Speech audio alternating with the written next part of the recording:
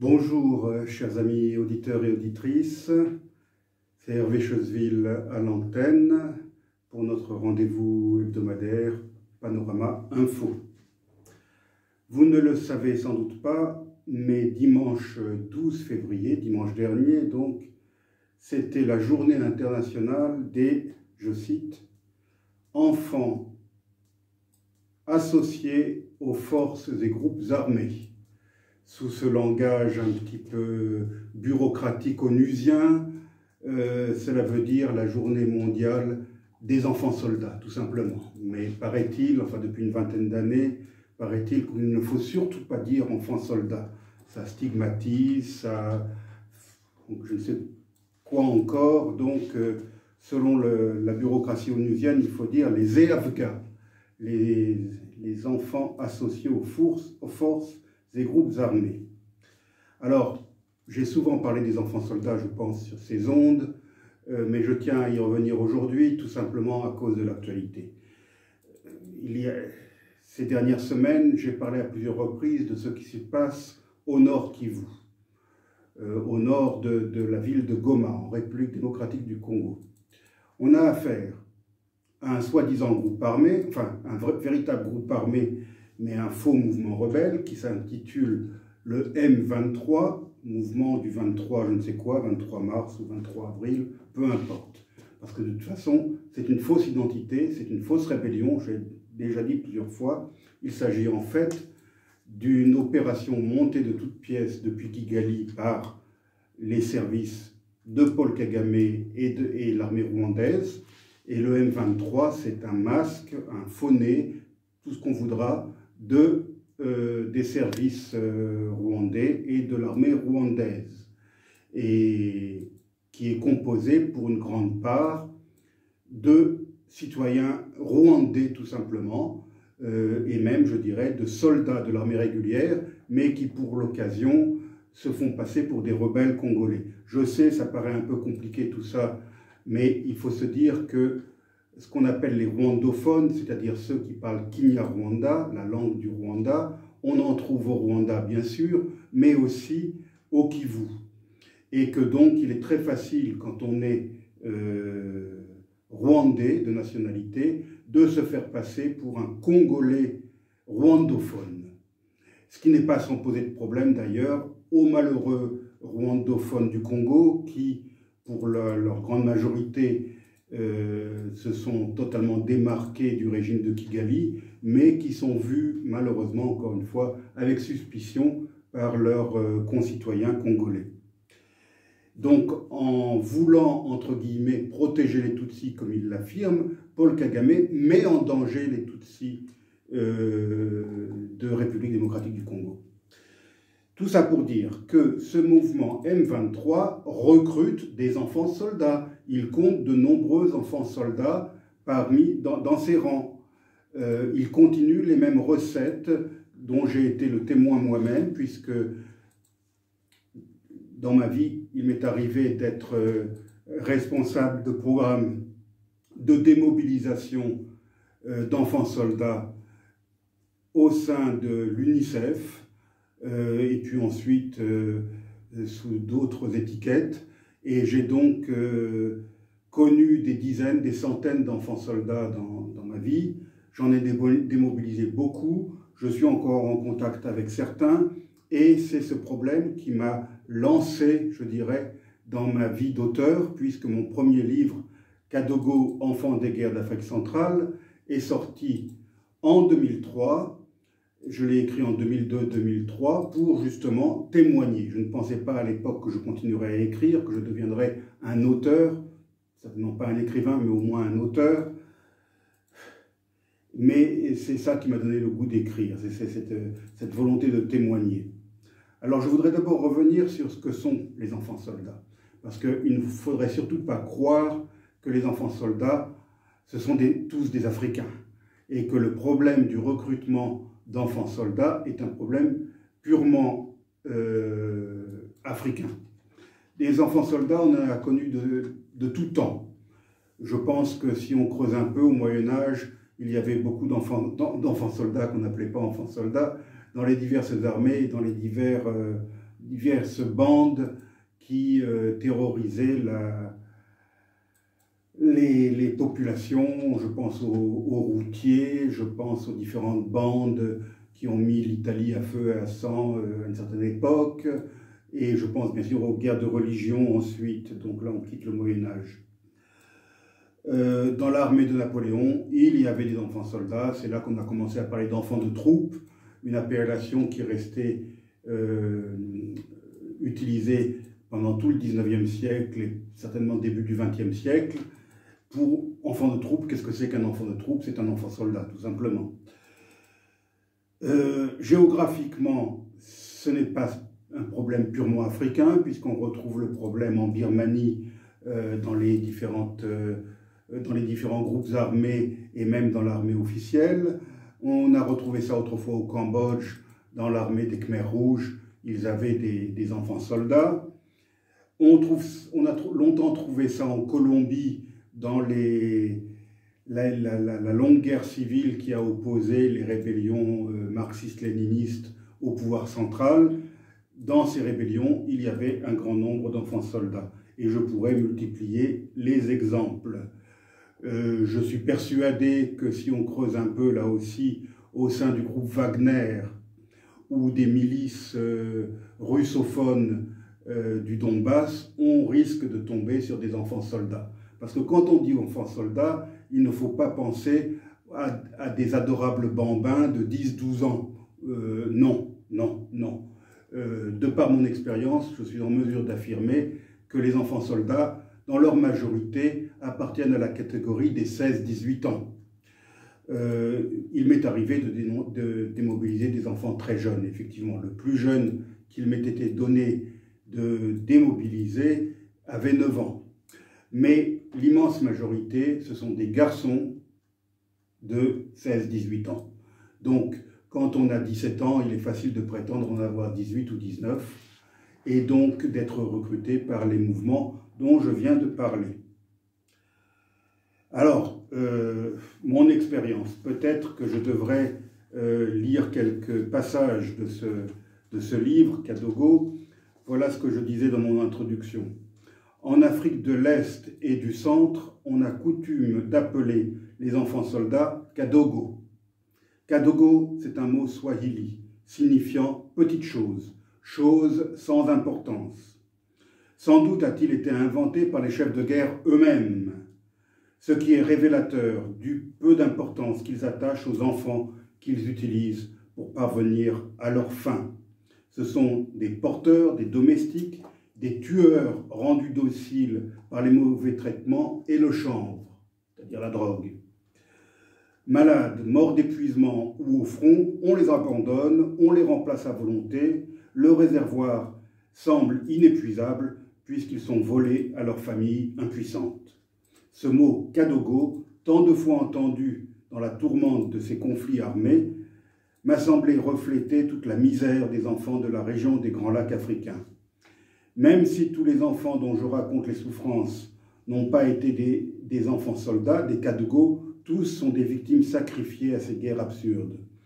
Ce sont bien des petites choses, de très peu d'intérêt, qui seront en plus probablement vite oubliées quand la paix sera enfin restaurée. J'écrivais ces lignes en mai 2003. Malheureusement, nous sommes en 2023, donc 20 ans plus tard, la paix n'a toujours pas été restaurée et 20 ans plus tard, on continue toujours à recruter des enfants soldats en République démocratique du Congo.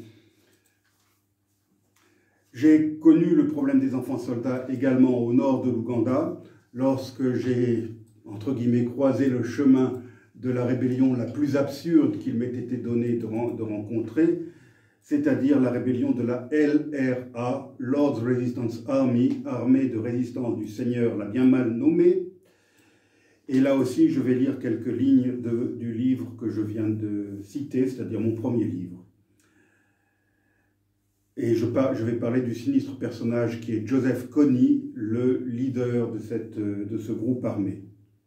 Alors je commence à lire le passage. Passant la plus grande partie de son temps à l'abri dans ses bases du Sud-Soudan, Kony a lancé, depuis 1989, des vagues successives sur le nord de l'Ouganda essentiellement dans les pays Acholi et Langi, les deux grandes ethnies du nord de l'Ouganda. Des petits groupes de guérilleros bien armés et bien entraînés réussissaient toujours à s'infiltrer à travers la frontière et ils attaquaient ensuite là où on ne les attendait pas. Ces raids relevaient bien plus de la razzia et du pillage que de la guerre de libération. Villages attaqués, populations massacrées, centres de santé et boutiques pillées, écoles incendiées, tel a été le lot quotidien de la population du nord de l'Ouganda depuis que Joseph Kony a entamé sa campagne de terreur. Le comble de ces exactions a sans doute été atteint avec les mutilations pratiquées sur la population pour la terroriser davantage encore et avec les enlèvements systématiques d'enfants. En effet, la LRA, du fait des monstruosités qu'elle commettait, eut de plus en plus de mal à recruter des volontaires. Elle commença à capturer des enfants lors de ces attaques pour les emmener dans des conditions inhumaines vers ses bases du Sud-Soudan. Beaucoup d'enfants mouraient d'épuisement en cours de route dans la brousse, alors que d'autres étaient massacrés s'ils montraient des signes de faiblesse ou s'ils tentaient de s'échapper. Arrivés dans les bases soudanaises de la LRA, ces enfants étaient soumis à un régime de terreur et d'endoctrinement, ainsi qu'à une formation militaire intensive. Les filles, quant à elles, étaient très souvent offertes comme multiples épouses à Kony et à ses commandants, ce qui n'empêcha pas certaines de recevoir également une formation militaire et de devenir des combattantes aguerries. Lorsque ces jeunes étaient suffisamment préparés psychologiquement et militairement, on les envoyait en Ouganda pour y participer à une nouvelle vague de pillages et de massacres sous la direction de combattants rebelles plus âgés. Souvent, on les forçait à commettre des atrocités dans leur village d'origine et à y capturer d'autres enfants. Cela rendait impossible tout espoir de retour dans les communautés de ces enfants soldats. À l'heure actuelle, et ces lignes, je le rappelle, ont été écrites en 2002-2003, on estime que plus de 80% des forces de la LRA sont composées d'enfants ou d'enfants devenus adultes, un jour kidnappés par les hommes de Kony. Depuis 1989, ce sont près de 20 000 enfants qui ont ainsi été enlevés par la LRA. La plupart ne sont jamais revenus. Beaucoup sont morts au combat, morts d'épuisement, lors des longs périples à travers la brousse du nord de l'Ouganda et du sud du Soudan, ou morts des suites des mauvais traitements reçus durant leur captivité. Seule une minorité d'enfants a pu s'enfuir et quelques-uns ont été capturés par l'armée ougandaise au gré des combats. Voilà ce que j'écrivais donc à l'époque au sujet de la LRA, l'armée de résistance du Seigneur. En 2003, il m'a été donné de participer à un programme de démobilisation d'enfants soldats congolais. Voici ce que j'en disais dans le même livre. En août 2000, au gré de nouveaux combats entre factions rebelles à Bunia, l'armée ougandaise rassembla plus de 700 jeunes Congolais et les déporta en Ouganda par avion, avec le soutien de certains politiciens congolais. Tous ces jeunes furent amenés au centre de formation politico-militaire de Tchankwanzi, dans l'ouest de l'Ouganda. Là, ils subirent un entraînement militaire intensif dans des conditions particulièrement dures, et plusieurs y trouvèrent la mort à la suite de mauvais traitements et par manque de soins. Cette formation militaire dura jusqu'à la fin de l'année 2000. Parmi ces jeunes, il y avait au moins 165 mineurs, dont le plus jeune avait 9 ans. Sous la pression des missions diplomatiques occidentales et des organisations internationales présentes à Kampala, les autorités ougandaises remirent ces 165 enfants congolais à l'UNICEF en février 2001. En juillet de la même année, cette organisation les rapatria tous. Il y avait même parmi eux 2 jeunes filles de 14 et 15 ans. À leur arrivée à Bunia, en Ituri, tous furent remis à leur famille. En octobre 2001, les combats entre factions rebelles de l'Ituri reprirent de plus belle, une faction chassant l'autre. Depuis, la quasi-totalité des enfants rapatriés par l'UNICEF a été reprise par les groupes armés. Dans certains cas, ces derniers sont allés les chercher à l'école, où les enfants avaient tenté de reprendre des études. Nombre d'entre eux ont déjà trouvé la mort au combat. Alors, comme je l'ai dit tout à l'heure, la situation en Ituri, comme au Nord Kivu, s'est aggravée depuis quelques mois, quelques années, et à nouveau, des groupes armés ont recommencé le recrutement d'enfants soldats. J'ai eu la même expérience à Goma avec les enfants recrutés par le RCD Goma, qui était le nom du groupe armé fantoche qui servait de masque pour cacher l'occupation rwandaise et qui était composé essentiellement de Rwandais et de rwandophones du Congo. Et là aussi, ce groupe armé a recruté massivement des enfants soldats. Il m'a été donné en 2002 d'en démobiliser, et je sais que là aussi, ces mêmes enfants soldats ont été recrutés à nouveau quelques semaines ou quelques mois plus tard. Et c'est ce problème qui continue aujourd'hui sous l'étiquette du M23. Ces programmes de démobilisation auxquels je participais furent célébrés par l'UNICEF comme de grands succès lors de cérémonies solennelles, sous les flashs de journalistes et photographes venus du monde entier. Certains d'ailleurs avaient été invités pour l'UNICEF depuis la lointaine Norvège pour photographier ce genre d'événements.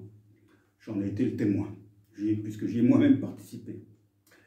Quant à moi, je les considère comme de lamentables échecs, aux conséquences désastreuses pour nombre des jeunes démobilisés. Ce sont ces tristes expériences qui me poussèrent à témoigner après avoir quitté l'UNICEF. C'est ainsi que j'écrivis mon premier livre, Kadogo, dont j'ai parlé en début d'émission.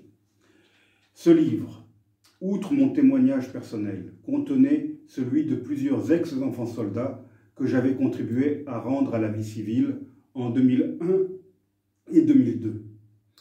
Pourquoi, me direz-vous, suis-je aussi négatif au sujet des programmes de démobilisation d'enfants soldats? D'abord, parce que ces enfants n'ont pas bénéficié du suivi nécessaire pour assurer le succès de leur réinsertion.